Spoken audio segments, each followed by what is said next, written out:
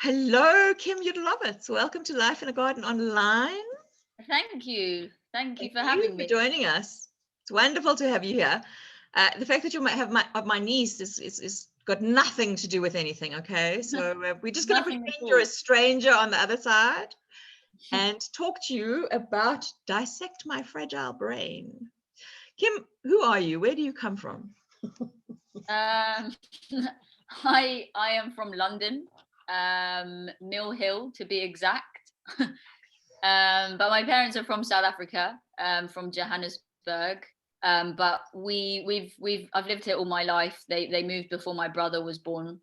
So I think my mum's been here for 23 28 years. years. So 28 yeah, years. yeah, 28. Aish, I feel old. And where did you go to school? Did you go to school in London as well? Yeah, so I went to school in Hertfordshire, in Radlett Preparatory School, a private school. It was like a 20-minute drive from us. It was a really amazing school. They had the most amazing facilities, especially football, which was great for me because I was an avid football player back then, very sporty. So yeah, the facilities were amazing. There were like 5 football pitches that we were able to play on. So it was like a dream. You actually were very involved in football at one stage. You were on the Arsenal team. Is that right?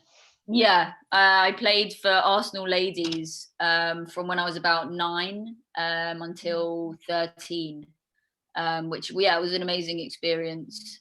You wouldn't have thought about pursuing a career in soccer? I think at the time it was, my parents always used to say to me that there was no money in women's football. It wasn't really a career.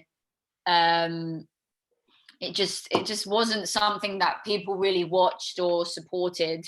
I mean, there is actually a girl who I played with in the team who currently plays for Arsenal still, and the women's England team. And obviously it has progressed and become more of a affluent sport for women, but it's not like the men. I mean, they don't get the same pay, they don't get the same recognition. So for me, I don't think it was ever going to be a career, unfortunately. What's your mother doing? Cracking nuts. She's whispering to me and she's knitting. Okay, Crochet. Mel, can you not knit, please? Can you also just sit on your hands, my darling, please? They're gonna hate me. Your mother, my mother, Ish. Anyway, Kim. So we moved on from football, and what came next?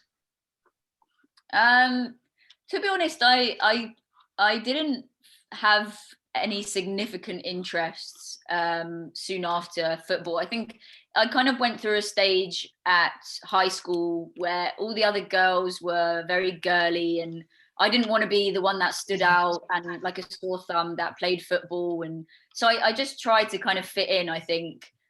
So I was still relatively sporty, but there was no specific interest like football. I only kind of really found my calling and interests once I got to university. I think that's kind of where I found my passion for literature and storytelling.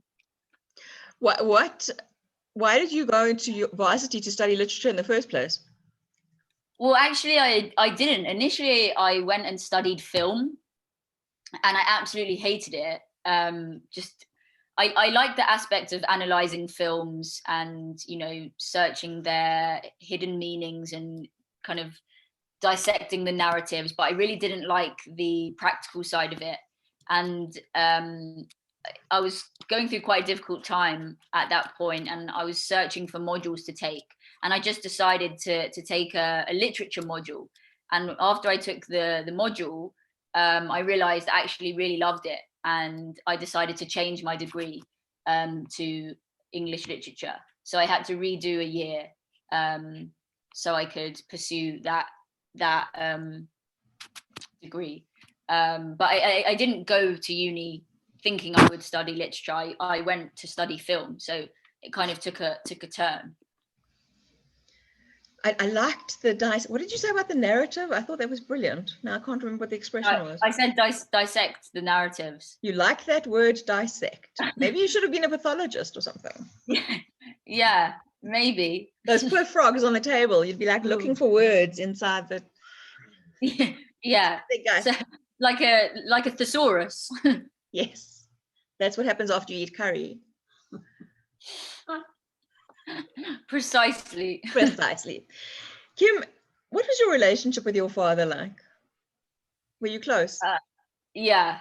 I think saying close is an understatement. He was just like my idol, my rock. I just absolutely adored him. I still adore him. Genuinely, I don't think I ever met someone just as fascinating as he. Just because he was just so carefree. Like, I think in life we all struggle and wonder. Sorry. Breathe. That's okay. My mum distracted me.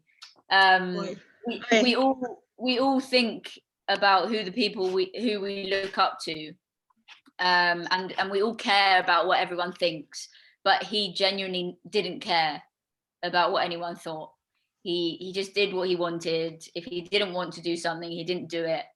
And yeah, he was just so unbothered by other people. And I think that was just something that I always looked up to and appreciated from him, because I think when I was younger, like I said about the football before, I really cared about what the other girls in high school thought about me playing football, whereas it didn't faze him what other people thought. He wore jeans to his wedding, he wore polo shirts to other people's weddings. It just, he just didn't care. Have you inherited any of that? Yeah, I think so. I've kind of learned to not care and just be happy with who I am. And did that take work?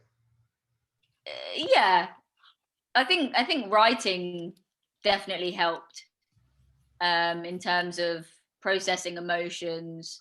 But I think I'm quite like him in the sense that if I don't want to do something, I don't do it. I kind of just, I do what I like to do, and if I don't want to do something, it's a struggle to get me to do it. It's a struggle to get me to do it. That shouts volumes. We'll have to talk about that in private, you and I. When did you start writing poetry? So I think it was when I was about 20. So I was in my second year of film, and I just kind of I was having a really hard time mentally, and just really not enjoying the course. Was your dad still alive at that point? No, I was I was 20, and he passed away when I was 16. So 4 years had gone by, and I was at uni, and I don't know, I was just struggling.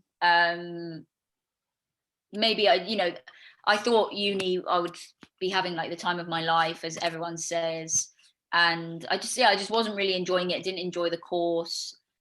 And I just started writing down how I was feeling, but it kind of just manifested as poetry. It wasn't like I was just writing down my feelings and scribbling down emotions. It kind of came out in short sentences and just kind of flowed that way.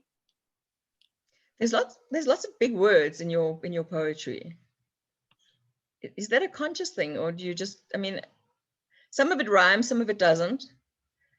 But I did notice, like, there was, I don't know if I'll be able to find it now, but there were quite a few big words.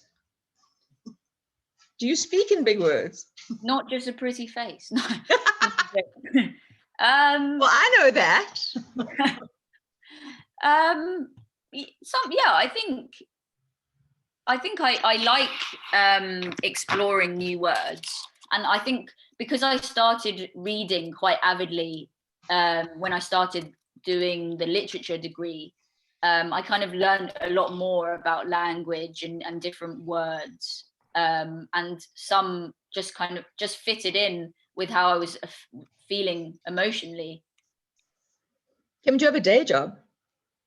Yes. So currently I'm working for a coffee subscription app within marketing and sales. My passion and my dream is to get into book publishing itself, but for the moment I'm enjoying what I'm doing. Kind of acquiring new stores for this app that basically works as a subscription for coffee, but I don't actually drink coffee. So how do you know if the coffee shops are selling good stuff or lousy stuff? It's mainly from research on Instagram. I found Instagram has become my best friend in terms of finding good coffee shops, and Google reviews, because people will let Google know if they don't think the coffee's good. So it's mainly through that. What constitutes a good cup of coffee? I mean, that's a big discussion, which we're not going to get into right now. Okay. Yeah, that's for the next interview. Okay, so I want to talk about Dissect My Fragile Brain, and I'm going to ask you just now to read a little bit. Kim, it's a sad read. It's not uplifting. No. Why is that? Well, I think that's just part of the territory, really. I mean, I'm writing about how I processed and dealt with my emotions connected to my father's passing. So I don't think that topic would ever be of a happy or positive one, just because text. And, anyone who's dealt with grief will know how difficult it is. And I think that's what the book portrays, the difficulty and the emotional roller coaster, as cliche as that sounds, but that's what you go through when you deal with loss, especially when it wasn't really something that you anticipated, because being 16, it was never really something that had thought of. Grief is a very strange thing, and I personally believe that you don't ever get over it, but it becomes part of who you are. It just becomes part of your everyday life, and the holes, they're just little holes that you start to kind of collect along the way, and you live your life in spite of the little bits of sadness that you have, but that mustn't hold you back. Do you feel that your grief has held you back at all? Yeah, I think sometimes it does, just because I sometimes feel, I mean, maybe that this is the wrong approach, but I can't help but sometimes feel, why me? Just because, I look at all my friends and, I don't have any hard feelings to them, because it's not their fault. But they all have their parents, and it sometimes just feels like, why have I been thrown this difficult curveball? When they haven't, not because I feel like they deserve it and I don't. It just feels like, why am I suffering like this? Which is why I think I have quite a difficult relationship with like religion, just because I feel like, why would, if there is a God or a higher being, why would they or he or make someone suffer? Knowing your father, would he want you to feel that way? No, of course not. But I don't think it's as simple as that. And many people have said, your dad would want you to be happy, your dad would want you to live your life to the fullest. But I don't think it's as black and white as that, just because it's very easy to feel sad about it, because it just is sad in general. my dad isn't here and he should be, and that is innately sad. But of course I'm not moping around every day. I do have some really happy days, and I have amazing friends, and we have a lot of fun together. I have amazing family, and there's a lot to be grateful for. But I think sometimes I do struggle to see the positives and see what I should be grateful for, as opposed to just looking at the negatives. Do you keep a diary or a gratitude book, a gratitude journal? No, I don't keep a journal. I kind of see my poetry more as a journal. But yeah, maybe I should write a gratitude journal. That's not a bad idea. The wonderful thing about life is kind of like at the end of every day, look back over your day and find just one little thing that you were grateful for. Whether it was the fact that you got up and went to work, or the fact that the sun came out, or that the flowers are starting to bloom, or that your mom said, "Good morning, Kim. What would you like for breakfast?" Do you say stuff like that, Mel? Don't answer. Just, I think it helps in terms of processing how one's feeling. If you start to look, I mean, I'm not telling you that you live your life incorrectly, because that's not what I'm saying. And it's not my place to say that or anything like that. But I know for myself, okay, I carry a lot inside as well. And I think that after Mark died, I sort of looked at life and thought, shit, it's been a really, really bad year. Because if it could go wrong in 2014, it went wrong. And 2015 wasn't much better. So then you kind of like get to what you think is your lowest point. And you don't realize that you can actually go lower if you don't, if you try. But then you have to start looking internally, because that's where it's going to come from. It's going to come, a place of happiness comes from inside, where you kind of like, I kind of like your father in some ways, because I want my nieces and nephews to look back and think, wow, we had a crazy aunt, but wasn't she fantastic? That's what I want. I want you to remember that wacky, weird, fun, aunt who didn't walk around with the chip on her shoulder. My chip sits next to me on the left, just by the way. Mine are on the right. That's very nice. Thank you. See, Mel. Your poetry, is there, I mean, look, poetry is not my thing. I did say that to you earlier. I read books. So is there deeper meaning, or is it, can we take it at face value?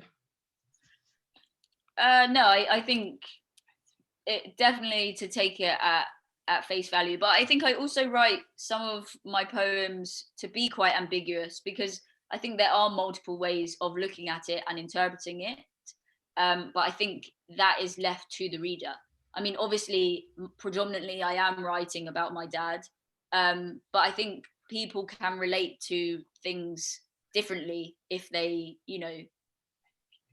perceive it differently and look at it differently. So yeah, I mean, I would say to take it as face value, but also, it can be interpreted in one's own way. It's just the way that they look at it. We were talking earlier, and you told me you had, yes, shut up, Melanie. You were talking earlier, and you basically said to me you had plans to write a novel.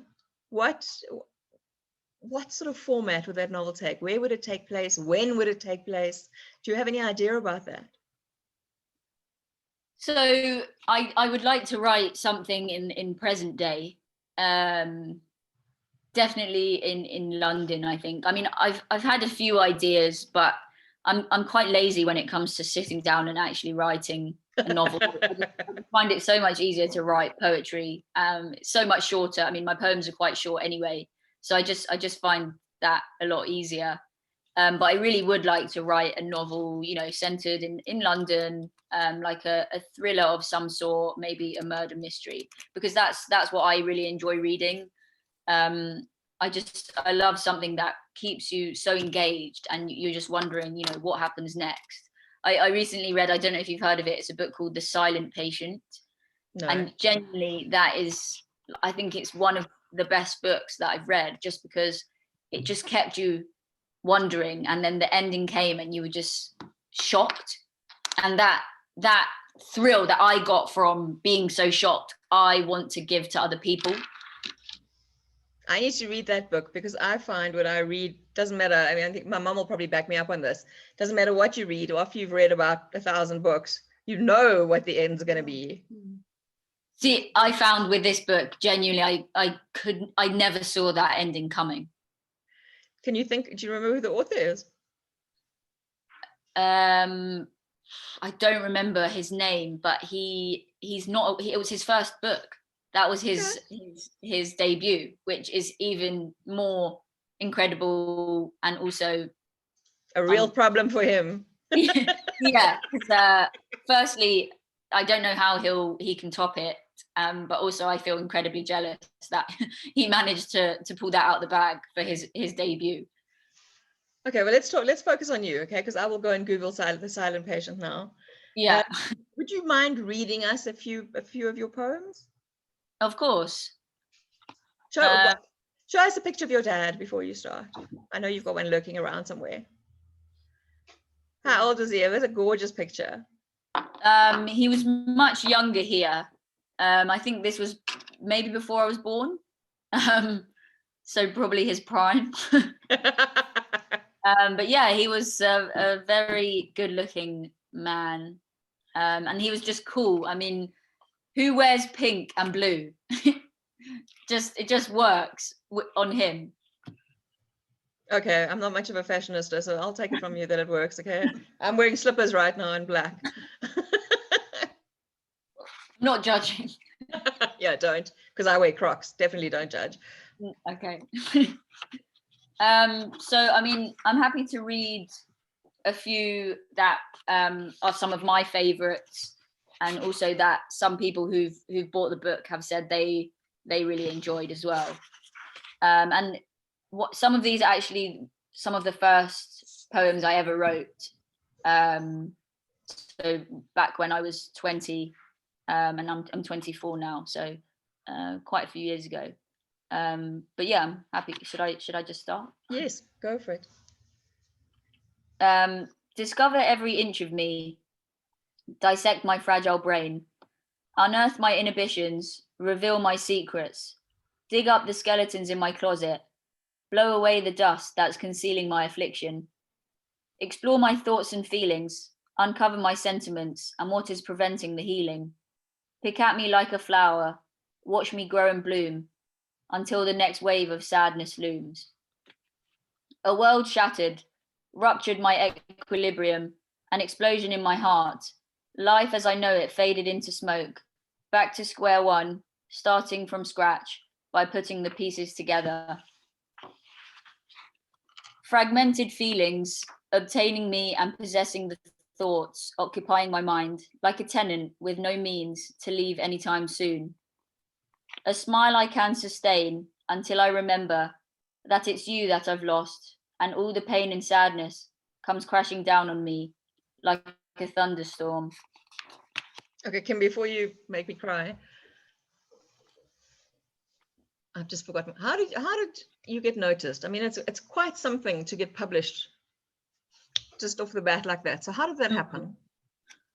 So, I mean, it was basically through Instagram. What happened was I was just searching. You can search hashtags on Instagram. So I was literally just searching the hashtag poetry, and I came across this account that looked like it's just a small publisher. And I sent a message, and because I saw they published poetry anthologies, so I just sent a message saying, I would love to take part in one of the poetry anthologies. And this man Nick, who runs the publishing company, said, I've read through your work, and I would love to publish your own book. And it just came from that, really. He said, if you're happy to go ahead, I'm happy to publish it for you and work with you. And he just turned out to be the most amazing man. He has been through a very difficult time himself. I think there was definitely some empathy and some connection between us, because he had lost 2 daughters, and he had He has had cancer twice. So not only is he an inspiration, he's also just an amazingly kind person, and he was so dedicated to my book. I mean, I first got in contact with him in October, and I mean, we had the first draft by January, so it happened very quickly. I mean, I had all the poems ready. I only wrote like a few new ones. I wrote maybe 15 new ones, but apart from that, they were just poems I had written from when I was 20 up until then. And yeah, I mean, that's basically how it came about. And he's just an amazing person. And you could even interview him. He's got a great story to tell. That sounds fabulous. I'd love to. And the cover, how did the cover come about? It's an amazing cover. Just let me make sure you show the cover because you've got a bigger one. Yeah. So this was from Nick, the publisher.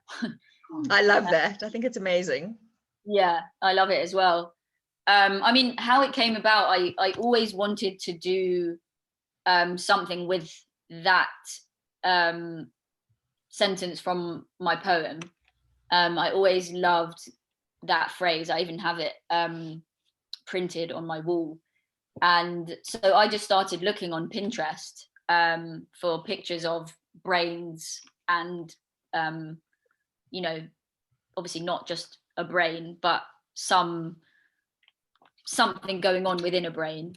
And I just came across this one, and I sent it to him, and he said he loved it, and it just went from there. He wrote the text to correlate with the colors of the brain, and as soon as he sent it to me, I was in awe. I completely loved it, and I knew that was what I wanted it to be called.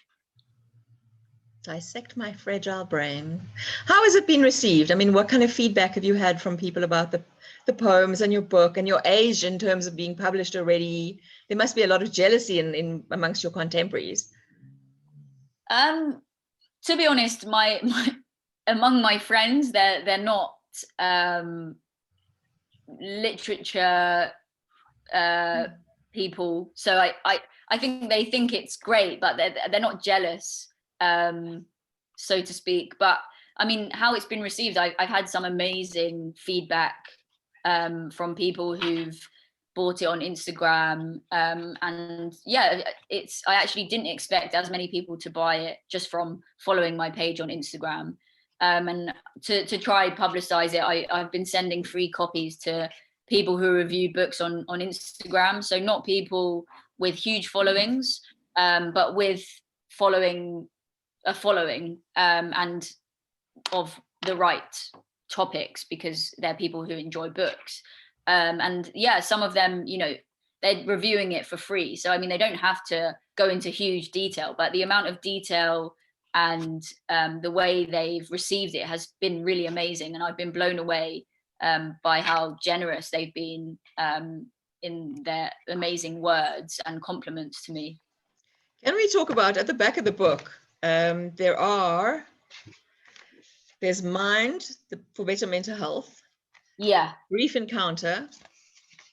Let's talk about loss and the good grief. Yeah. Are you involved in any of these? Let's talk about loss.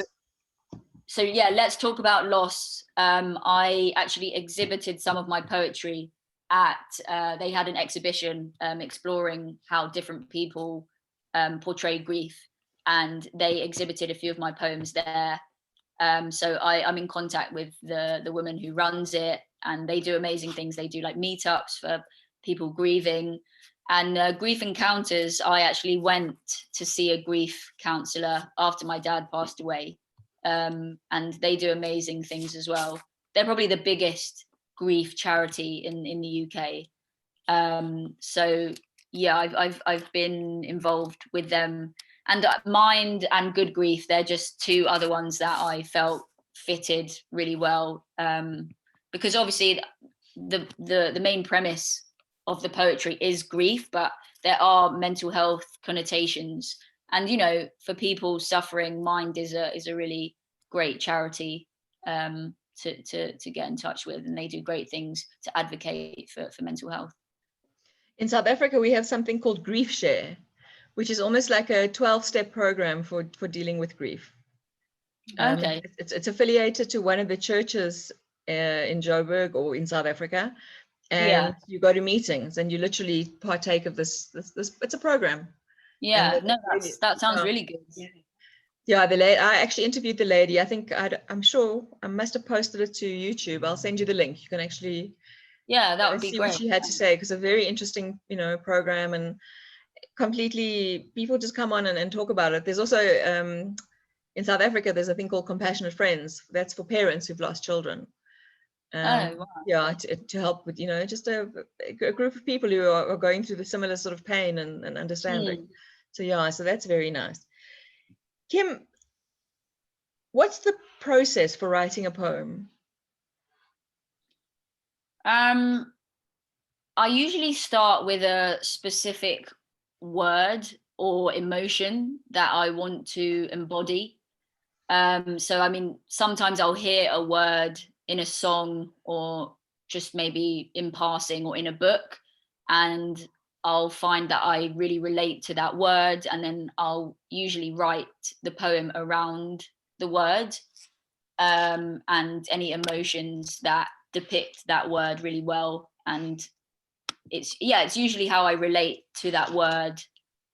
But obviously I write really short poems, so it's not like a very long process. It's usually just focusing on that one word and finding what other sentences that flow with that specific word. Do you like sit down and say, okay, now I'm going to sit down and write some poetry, or are you driving to work and it goes, oh, listen, like, light bulb moment, or in the shower? How does it work?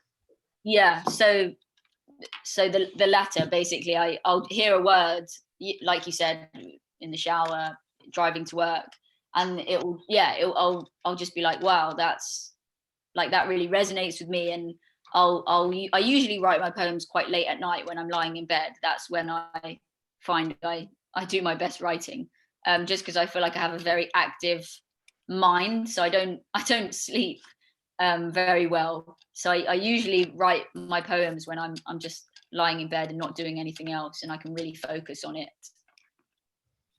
Is that not like, does that not pull you down a little bit, or do you feel better after you've written? Yeah, I usually feel better after I've written, because it's kind of like a way of releasing the emotions. So it's cathartic. Yeah, exactly. How's that for a word? I just thought I'd throw in a big word so I can keep up with the Kim here. Very good. Laureate. Very good. I went out for dinner with a friend last night, and there's a Russian poem. I don't know what the name is in Russian, but in English it's Ode to Liberty, written by Count Pushkin. And I read it to my friend, and he kind of like sat there with this foolish grin on his face, listening to this poetry. So he clearly loved listening to poetry, and I have just never been able to get it. Really? Yeah, I remember being at school and, like studying a Milton poem or the Charge of the Light Brigade or whatever they used to shove down our throats at school. And then the teacher would talk about the blue of this and the something of that. And I'm thinking, but is he not just talking about the sky blue? How do you know we were alluring to the uniforms that this one wore? Or I just never got it. I used to fall asleep, but they put the Shakespeare things on and I would fall asleep. I really loved poetry at school. For our GCSEs, which is when we're like 15, 16, we do these exams. And one of our exams in English was on a poetry anthology. And that was my favorite part of it. I loved analyzing the poems. And when I did English literature for my A-level, which is like matric for you, we did W.B. Yeats. And I think that's when I really started enjoying poetry and realizing that's a really amazing way of channeling your emotions. I still don't get it. Did you have really good teachers? I mean, were your teachers passionate about poetry and English and things like that? I had an amazing A-level English teacher, and she definitely enhanced my love for literature. She was just so passionate, and she obviously really loved English, and you could just feel that. And I so enjoyed going to her classes. I mean, we did The Handmaid's Tale and The Tempest, and even though those are really heavy books, I loved it. It was just so interesting to be able to, like I said before, like just dissect the writing, because even though the author has written it in a certain way, I think books are there to be interpreted in different ways, and that's, for me, is makes it so exciting. And she just made it so interesting and enjoyable. I'm actually still in touch with her. She sent her the link of the book, and we had a nice conversation. I think I miss school most because of those lessons. So you're not going to go to some kind of adult literature, could you not continue that?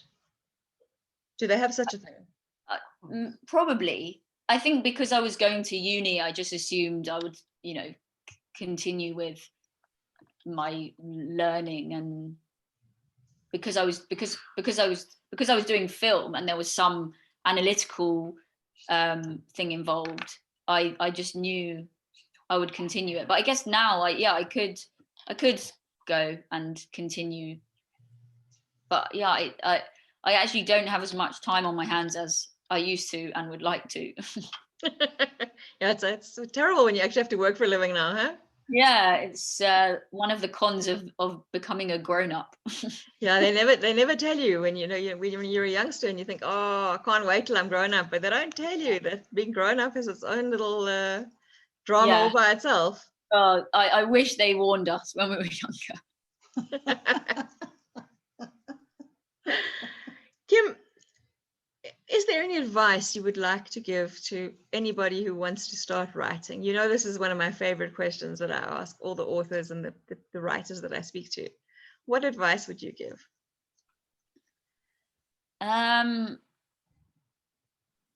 It probably sounds really stupid, but I would say you have to start somewhere, and you should just write.